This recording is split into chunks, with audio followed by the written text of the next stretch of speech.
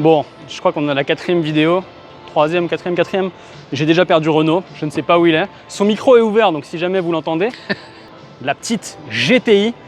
Et on l'a vu forcément en vidéo, en World Premiere.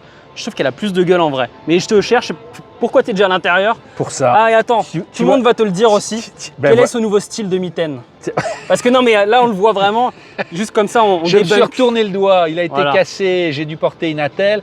Et maintenant à chaque fois qu'on me serre la main, on m'écrase, je n'arrive pas à rééduquer mon doigt. Dans les autres vidéos, si les gens disent qu'est-ce que c'est un gant, répondez ça dans les commentaires comme ça. Voilà. Mais c'est pas la mitaine que je voulais montrer qui me protège la main, c'est tu vois pas qu'un tapis. Mais tu vois à quoi ça tient de faire comme à l'époque des GTI 205, l'intérieur de moquette rouge. C'est tout con, mais je trouve que c'est... Et ils ont joué le rouge à fond parce que regarde, les infos de conduite, le iCockpit en 3D, et tu vois, ils y sont allés à fond.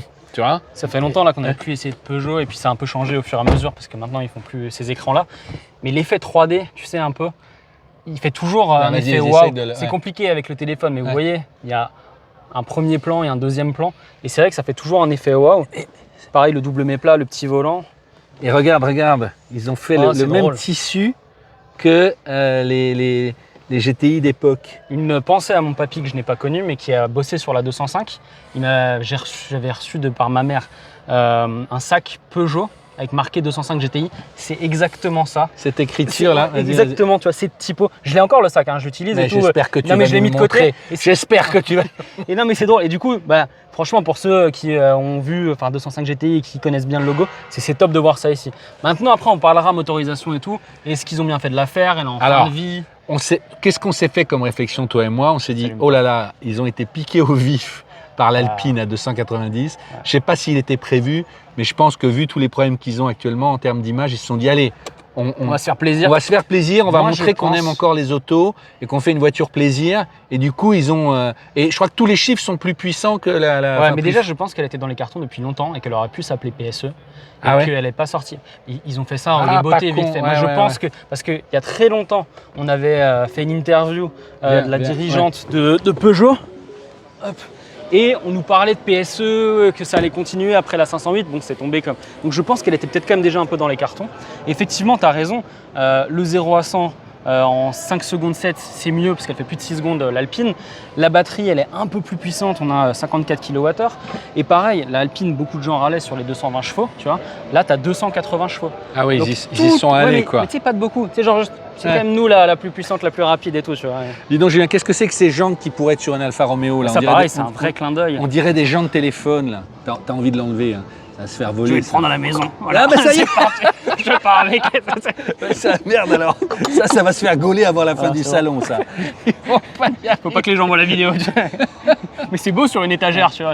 Mais là, c'est drôle parce que le rouge, je suis enrougi de tout elle te renvoie, tu sais. C'est une voiture qui fait bronzer. Est très profonde, quoi. Ouais. Alors, tu as vu les voies élargies? Autant, encore une fois, en vidéo, quand on l'a vu en photo, ça se voyait pas trop. Autant là, elle a une vraie petite gueule. Et bon, pareil, les pneus avec les flancs, quand faut pas se garer à Paris. Hein. Là, tu m'étonnes. Tu m'étonnes. Qu'est-ce que tu en penses, toi? Tu l'aimes bien aussi esthétiquement? Non, je trouve que c'est too much. Je trouve qu'il y a un petit côté un peu. Ah ouais, ça en fait trop? Oui, mais c'est personnel. Alors que la 290, je trouve que tout est maîtrisé. Et pourtant, elle en fait beaucoup plus, tu vois. Oui, mais je pense que la 290 a été construite d'une page blanche. Là, ils sont partis de la base de la 208, ils ont dû rajouter des trucs. Je trouve ça très sympathique. Mais bon. Ça fait un peu tuning pour faire simple. Maintenant, tu sais que ça va être la bataille. Est-ce qu'elle accélère plus fort? Est-ce qu'elle tient mieux la route? Enfin, il va y avoir des matchs en sport auto pendant 100 ans. C'est Peugeot Sport et c'est les gens qui ont bossé sur le châssis. Toi, tu avais fait une belle vidéo sur la 308 GTI. Il y a longtemps, avec Florian et Cédric. Normalement, on aura un peu ce toucher de route, donc ça va être intéressant de voir. Mais le volant aussi, on est passé un peu vite. Mais ce que je trouve marrant, c'est le côté... tu as envie de faire le tour de Corse, quoi. Ce qui n'est pas ma cam, mais c'est une voiture, tu te dis waouh, pour enchaîner à fond pour une électrique. On l'a pas conduit, mais moi je trouve qu'esthétiquement, elle est tellement proche. Là, on voit une GT à côté. La question c'est, est-ce qu'il fallait l'appeler GTI? Non mais tu vois, parce que pour moi, autant dans la fiche technique ça va, mais esthétiquement, elle va peut-être pas assez loin dans le curseur. Même après, est-ce que c'est juste ou pas, je sais pas, mais la 290, Franchement, les ailes, elle est bodybuildée, elle a un aileron et tout. Là, je la trouve, j'exagère un peu, mais tu te dis, tu te mets des belles jantes, tu te mets un peu de noir avec un vinyle et tu changes ton pare-choc, tu as presque pareil à la maison, tu vois. Donc j'aurais bien voulu, avec le SIG, en fait, ce qu'ils ont fait à l'intérieur, j'aurais bien voulu que l'extérieur soit aussi fort que ça, quoi. Mais c'est loin. i208 GTI. Tu sais qu'il y avait le plus long, c'était la BX. Pas censé ouvrir, je pense. Comment il s'appelait le break? Juste, le nom m'échappe.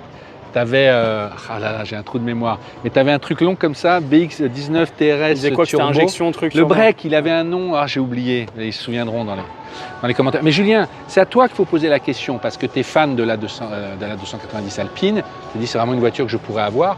Est-ce que pour toi, elle est au niveau, tu vois, ce que j'ai dit avant, elle ressemble encore trop à une 208. D'accord. Et okay. En fait, quand tu mets plus d'argent et quand tu as ces performances-là, tu n'es pas loin de 300 chevaux quand même, il faut se rendre compte en électrique.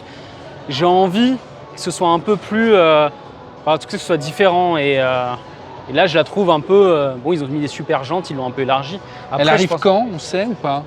Franchement, allez-y dans les commentaires, j'avoue sur mes fiches je sais pas, donc faites-vous plaisir. C'est une voiture image importante. Moi de toute façon je suis toujours content quand tu vois, on relance comme ça un peu des icônes, des stars et tout, parce que ça montre qu'on a quand même un peu foi dans l'avenir, qu'on a envie de, un peu ce qu'on voyait avec la Prélude tout à l'heure, de dire ok, ouais, bon, ben quand même, allez, on n'est pas là que pour faire des déplaçoires, quoi, tu vois.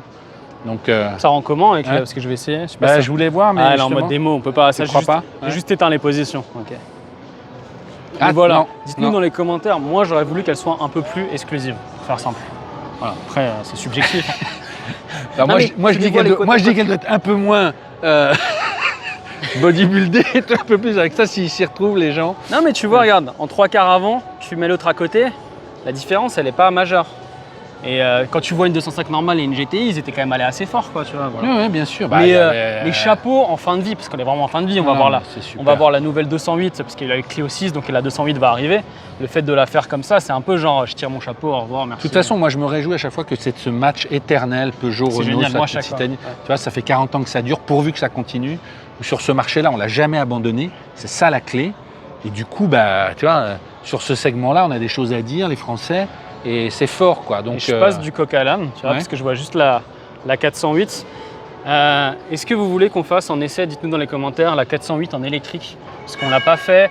Et toi, esthétiquement, à chaque fois que tu en vois une, tu te dis c'est pas mal. Moi, je me dis, il faudra quand même peut-être un jour l'essayer en électrique. Ouais, parce qu'on l'avait essayé il y a longtemps. Est-ce que c'est le ciel en parc face, la 308? Et c'est vrai qu'à chaque fois que je la vois, je me dis quand même, elle est étonnante. Alors, c'est vrai qu'elle n'a pas, elle n'a pas trouvé son public, je crois qu'en termes de vente, ils ne sont pas satisfaits. On l'appelle la C5X de Sochaux. Hein. La quoi, là? La C5X de Sochaux. C'est toi qui dis ça, le truc. Mais voilà. Mais oui, s'ils veulent, on va l'essayer. Ouais, voilà. Je te connais. Ouais. Il y a la Leaf pas loin. Je pense qu'on va continuer chez Nissan et on va faire la Leaf. Ça marche. Allez, c'est parti.